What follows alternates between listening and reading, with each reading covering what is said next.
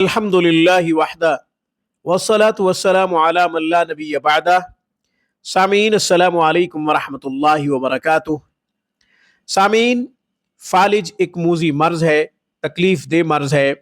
اس کی وجہ سے زندگی کے تمام معاملات معطل ہو کے رہ جاتے ہیں۔ اللہ جل شانہ سے دعا ہے کہ اللہ سب کو اس مرض سے محفوظ رکھے، خواتین کو بھی اور مردوں کو بھی۔ فالج کے مرض سے پیشگی بچنے کے لیے عمل بتاؤں گا آج کہ آپ نے کون سا عمل کرنا ہے کہ اس کی وجہ سے آپ پیشگی فالج کے مرض سے محفوظ ہو جائیں۔ اسی طرح کوئی فالج کے موذی مرض میں مبتلا ہو چکا ہے تو اس کو کیا کرنا چاہیے کہ فالج کا مرض ختم ہو جائے، کون سا عمل کرنا چاہیے، کون سا وظیفہ کرنا چاہیے، یہ آگے چل کے بتاتا ہوں۔ ہمیشہ کی طرح درخواست کروں گا کہ آپ خود بھی قرآن کریم پڑھیں، اپنے بچوں کو بھی صحیح حروف کے ساتھ قرآن لازمی پڑھائیں۔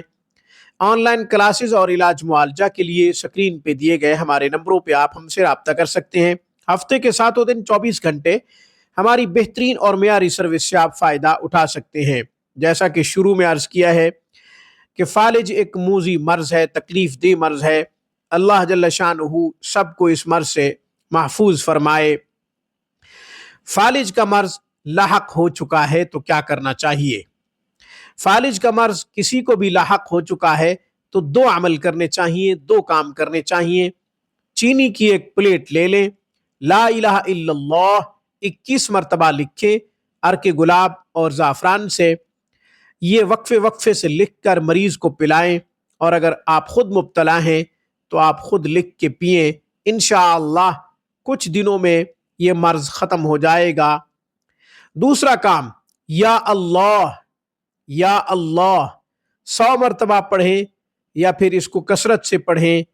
اس کی برکت سے بھی انشاءاللہ فالج کے مرض سے نجات مل جائے گی۔ جو ابھی تک فالج کے مرض میں مبتلا نہیں ہے تو اس کو چاہیے کہ اپنی خوراک کا خیال رکھے، اپنے طبیب سے بھی مشورہ کرتا رہے۔ اس کے ساتھ ساتھ لا الہ الا اللہ کو اس نیت سے پڑھے کہ مجھے فالج کا مرض نہ لاحق ہو۔